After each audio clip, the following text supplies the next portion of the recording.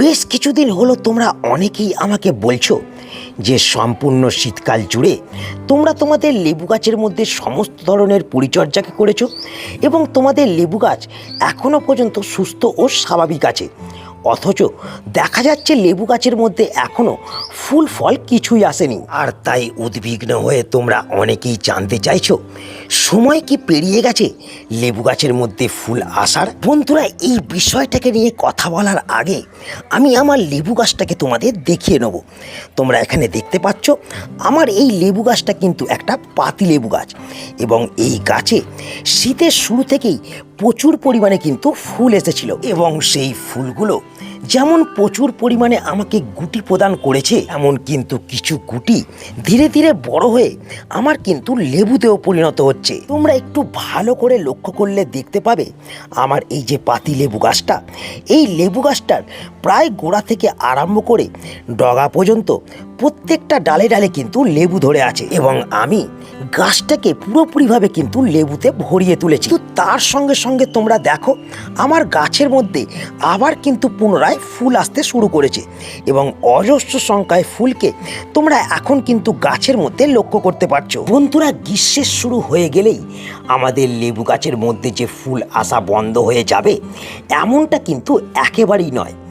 আমরা যদি সব সময় সঠিক পরিচর্যাকে লেবু গাছের মধ্যে করতে পারি তাহলে প্রবল গরমেও আমরা কিন্তু আমাদের প্রত্যেকটা লেবু গাছের মধ্যে ফুলকে কিন্তু আনতে পারবো। তো কি সেই পরিচর্যাগুলো যা আমি আমার ফুল না আসা লেবু গাছের মধ্যে করে এই রকম ফুলকে আনতে পারছি, বা তোমরা কোন পরিচর্যাকে ফুল আনার জন্য লেবু গাছের মধ্যে করবে, কোন খাবারকে তোমরা তোমাদের ফুল না আসা লেবু গাছের মধ্যে এই সময় প্রয়োগ করবে, সেটা জানতে এবং বুঝতে হতে গেলে ভিডিওটাকে কিন্তু আজ তোমাদের একটু স্কিপ না করে সম্পূর্ণ দেখতে হবে এবং চ্যানেলকে সাবস্ক্রাইব করে পাশে দেওয়া বেল আইকনটা কিন্তু অলে প্রেস করতে হবে। বন্ধুরা, শীতকাল পেরিয়ে গরমের শুরু হয়ে যাওয়া সত্ত্বেও তোমাদের যে সমস্ত লেবু গাছের মধ্যে এখনও ফুল ও ফল এলো না, সেই সমস্ত লেবু গাছের মধ্যে এই সময় ফুলকে আনতে হতে গেলে তোমাদের দুটো বিষয়ের উপর প্রথমেই কিন্তু নজর রাখতে হবে।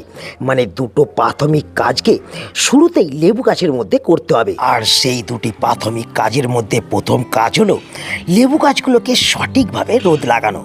তো কিভাবে, কতটা পরিমাণে আমরা আমাদের লেবু গাছগুলোকে এই সময় রোদে রাখবো? বন্ধুরা, আমরা সকলেই জানি আমাদের লেবু গাছ রোদকে ভীষণভাবে পছন্দ করে, কিন্তু অত্যাধিক তাপমাত্রাতে আমাদের লেবু গাছ কখনোই কিন্তু ফুলকে আনতে পারে না।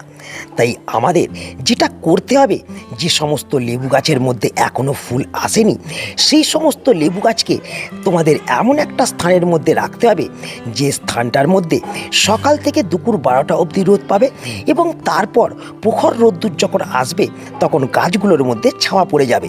কিন্তু তার সঙ্গে সঙ্গে যে সমস্ত লেবু গাছের মধ্যে এই রকম গুটি বা ফল সেট হয়ে গেছে সেই সমস্ত লেবু গাছকে তোমাদের কিন্তু সারা দিনের রোদযুক্ত স্থানের মধ্যে রাখতে হবে। এরপর বন্ধুরা, যে 2 নম্বর বিষয়টাকে তোমরা নজর রাখবে, যেহেতু এই সময় রোদের তীব্রতা ধীরে ধীরে আমাদের এখানে বাড়তে শুরু করেছে, তাই আমাদের যেটা করতে হবে আমাদের গাছের মাটিকে, মানে লেবু গাছের মাটিকে সব সময় কিন্তু ময়েশ্চার রাখতে হবে এবং এক্ষেত্রে মাথায় রাখবে লেবু গাছের মাটির মধ্যে একেবারে ওভার ওয়াটারিং কখনোই করা চলবে না এবং তার সঙ্গে সঙ্গে গাছের মাটির ওপরের অংশ যখন এই রকম শুকিয়ে যাবে তখনই গাছের মাটিতে কিন্তু জলকে প্রয়োগ করতে হবে। আর এইভাবে যদি জল প্রয়োগ করি তাহলে কিন্তু আমাদের লেবু গাছের মধ্যে আমরা দ্রুত ফুলকে কিন্তু আনতে পারবো। এক্ষেত্রে সবথেকে গুরুত্বপূর্ণ বিষয় যেটা মাথায় রাখবে, গাছের মাটিকে কখনোই একেবারে শুকিয়ে কিন্তু খটখটে করে ফেলা চলবে না। এক্ষেত্রে গাছ কিন্তু ট্রেসের মধ্যে চলে যাবে এবং গাছ কখনোই কিন্তু ফুলকে আনবে না। তাই এই বিষয়টাকে খুব গুরুত্বপূর্ণভাবে তোমরা কিন্তু মাথায় রাখবে। তো লেবু গাছের মধ্যে ফুল আনার জন্য এই দুটো প্রাথমিক কাজকে করার পাশাপাশি যে 3 নম্বর কাজটাকে করতে হবে সেটা হলো ফুল আনার আগে আমাদের গাছগুলোকে কিন্তু সুস্থ রাখতে হবে এবং তার জন্য আমাদের কিন্তু গাছগুলোকে পোকামাকড় এবং ফাঙ্গাসের হাত থেকে কিন্তু বাঁচাতে হবে। তো বন্ধুরা, এখন আবহাওয়ার কিন্তু বিস্তর তারতম্য লক্ষ্য করা যাচ্ছে। কখনো প্রবল পরিমাণে রোদ্দুর উঠছে, আবার কখনো দেখা যাচ্ছে মাঝে মধ্যেই ঝমঝমিয়ে বৃষ্টি হচ্ছে। আর এই সময় যেটা হয়, গাছের মধ্যে বিভিন্ন ধরনের পোকামাকড়ের আক্রমণ হয় এবং তার সঙ্গে সঙ্গে গাছে ফাঙ্গাস আক্রমণও হতে থাকে। আর এই দুটো ক্ষেত্রেই গাছ কিন্তু কখনোই ফুল আনতে পারে না, গাছ দুর্বল হয়ে যায়। আমাদের যেটা করতে হবে, গাছের মধ্যে ফুল আনার জন্য এই দুটো সমস্যা থেকে গাছগুলোকে কিন্তু বাঁচাতে হবে। আর তার জন্য আমাদের যেটা করতে হবে, প্রত্যেক 15 দিনে একবার করে একটা যে কোনো কীটনাশক এবং তার সঙ্গে সঙ্গে সাব ফাঙ্গিসাইডকে ভালোভাবে কিন্তু গাছের পাতার মধ্যে বিকালবেলায় স্প্রে করতে হবে। আর এটা করতে হবে 24 থেকে 48 ঘন্টার ব্যবধানে। তোমরা যেটা করবে, এক্ষেত্রে তোমরা কনফিডার 1 লিটার জলের মধ্যে 20 ফোঁটা দিয়ে ভালো করে ঝাঁকিয়ে 15 দিনের মধ্যে একবার স্প্রে করবে এবং তার ঠিক 24 থেকে 48 ঘন্টা পর 1 লিটার জলে 2 গ্রাম সাপ পাউডারকে গুলে তোমরা গাছের মধ্যে বিকালবেলায় স্প্রে করে দেবে। আর এটা করতে থাকবে যতদিন না গাছের মধ্যে ফুল আসছে। তো বন্ধুরা, এই 3টি কাজ গাছকে তো সুস্থ রাখার জন্য আমাদের করতেই হবে, কিন্তু এই 3টি কাজের সাথে সাথে আমাদের গাছকে এই সময় খাবারকেও প্রদান করতে হবে, যাতে গাছ প্রচুর পরিমাণে ফুল এবং ফলকে আনতে শুরু করে। তো কোন খাবার এই সময় ব্যবহার করব? তো বন্ধুরা, এই বাড়ন্ত তাপমাত্রাকে খেয়াল রেখে আমরা কিন্তু জৈব খাবারকে গাছের মধ্যে প্রয়োগ করব। আর জৈব খাবারকে প্রয়োগ করেই আমি কিন্তু এত সুন্দর রেজাল্টকে আমি আনতে পেরেছি। তো কোন ধরনের জৈব খাবারকে আমি প্রয়োগ করেছি বা তোমরা কোন ধরনের খাবারকে প্রয়োগ করবে, তো চলো সেটা এবার আমি তোমাদের দেখিয়ে দিই। বন্ধুরা, এই সময় লেবু গাছের মধ্যে খাবার প্রয়োগ করতে হতে গেলে আগে তোমাদের লেবু গাছের মাটিকে এইভাবে কিন্তু খুঁষে নিতে হবে। কারণ বন্ধুরা, লেবু গাছের মাটিকে খুঁষে নিয়ে আমরা যদি খাবারকে প্রয়োগ করি, তাহলে গাছ সেই খাবারকে কিন্তু দ্রুত গ্রহণ করতে পারবে। দেখতে পাচ্ছ, আমি কিন্তু গাছের মাটিটাকে কিন্তু খুঁষে নিচ্ছি এবং তার সঙ্গে সঙ্গে তোমরা যেটা খেয়াল করবে, সেটা হলো গাছের মাটিতে যদি কোনো ধরনের আগাছা জন্মায়, সেই আগাছাগুলোকে তোমাদের কিন্তু পরিষ্কার করে নিতে হবে। দেখতে পাচ্ছ, আমার গাছের মাটির মধ্যেও কিছু কিন্তু আগাছা আছে।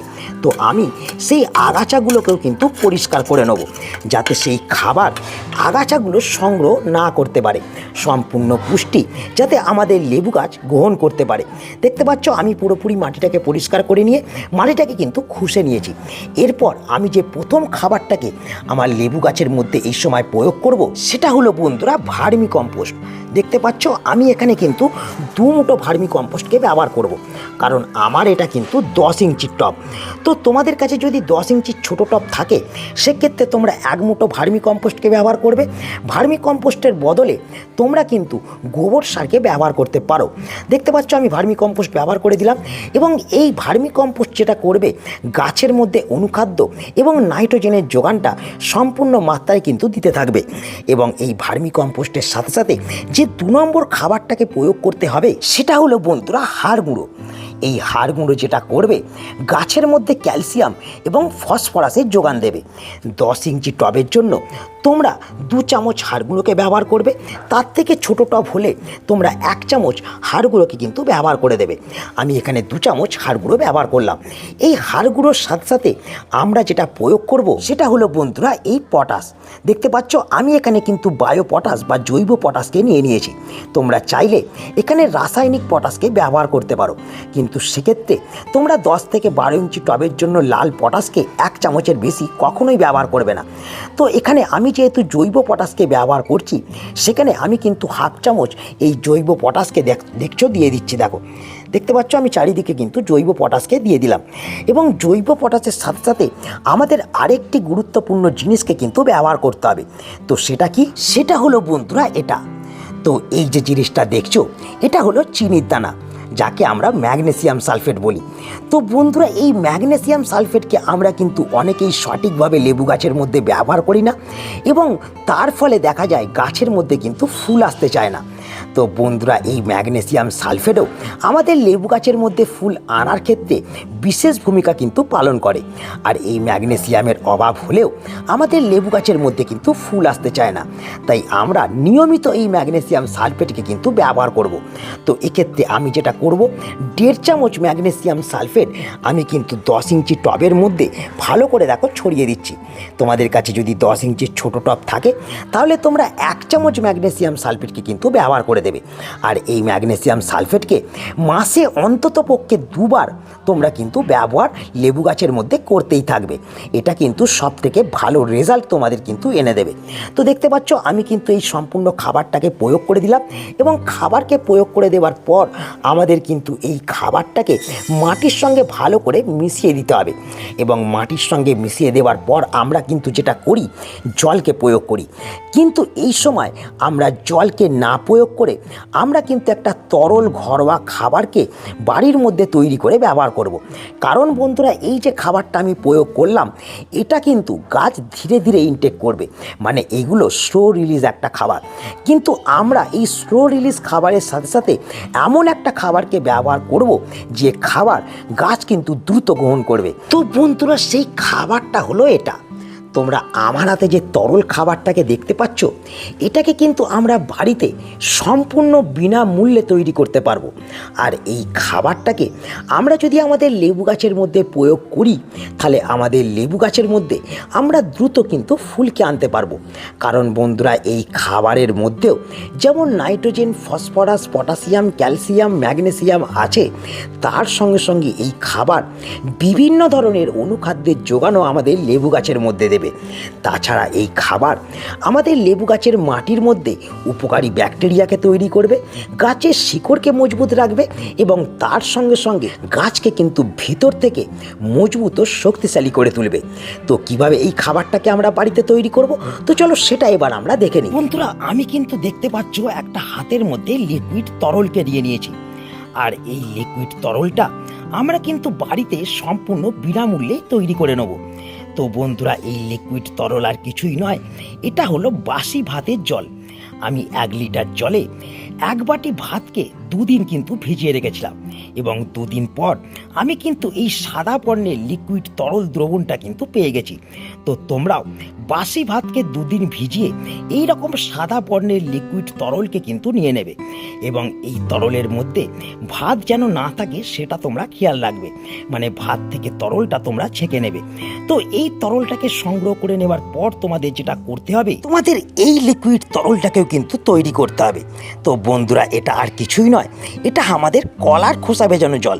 আমি 1 লিটার জলের মধ্যে 4টে কলার খোসাকে 2 দিন কিন্তু ভিজিয়ে রেখেছিলাম, এবং 2 দিন পর আমি কিন্তু এই লিকুইড তরলটা পেয়ে গেছি। এবং এই দুটো তরলকে সংগ্রহ করা হয়ে গেলে তোমাদের যেটা করতে হবে, প্রথমেই একটা পরিষ্কার পাত্র নিতে হবে। দেখতে পাচ্ছ আমি কিন্তু একটা পাত্র নিয়েছি, এবং এই পাত্রের মধ্যে একটা একটা করে দ্রবণ আমাদের কিন্তু দিয়ে দিতে হবে। তো প্রথমেই আমি কিন্তু 1 লিটার বাসি ভাতের জলকে কিন্তু দিয়ে দিচ্ছি। তোমরা দেখতে পাচ্ছ আমি কিন্তু দিয়ে দিলাম, এবং এই বাসি ভাতের জলের সাথে সাথে আমি কিন্তু এই কলার খোসা মিশ্রিত জলটাও কিন্তু দিয়ে দিচ্ছি। এক্ষেত্রে কলার খোসাকে ছেঁকে তোমরা কিন্তু জলটাকে ব্যবহার করবে। দেখতে পাচ্ছ আমি কিন্তু এখানে দিয়ে দিলাম। তো এই দুটো দ্রবণকে মেশানোর পর যেটা করতে হবে, আমাদের এই দ্রবণের সঙ্গে সম পরিমাণে কিন্তু জল মেশাতে হবে। তোমরা দেখতে পাচ্ছ আমি কিন্তু 2 লিটার দ্রবণের সঙ্গে 2 লিটার কিন্তু প্লেন জল মিশিয়ে দিলাম, এবং একটা 4 লিটার দ্রবণ তোমাদের চোখের সামনে কিন্তু আমি তৈরি করলাম। আর এই দ্রবণই আমাদের লেবু গাছের মধ্যে প্রয়োগ করতে হবে। তো কতটা পরিমাণে আমরা প্রয়োগ করব, তোরা আমাদের লেবু গাছের মাটি যাতে সম্পূর্ণ ভিজে যায় সেই অনুপাতে কিন্তু আমরা এই দ্রবণকে প্রয়োগ করব।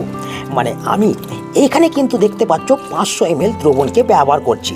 তো এই দ্রবণকে তোমাদের কিন্তু প্রত্যেক 10 দিনে একবার করে ব্যবহার করতে হবে, এবং জৈব খাবারটাকে তোমাদের মাসে একবার ব্যবহার করতে হবে। আর এইভাবে তোমরা যদি খাবারকে প্রয়োগ করো, তাহলে গাছের মধ্যে মাত্র 7 দিনের ভেতরেই তোমরা কিন্তু ফুলকে আনতে পারবে।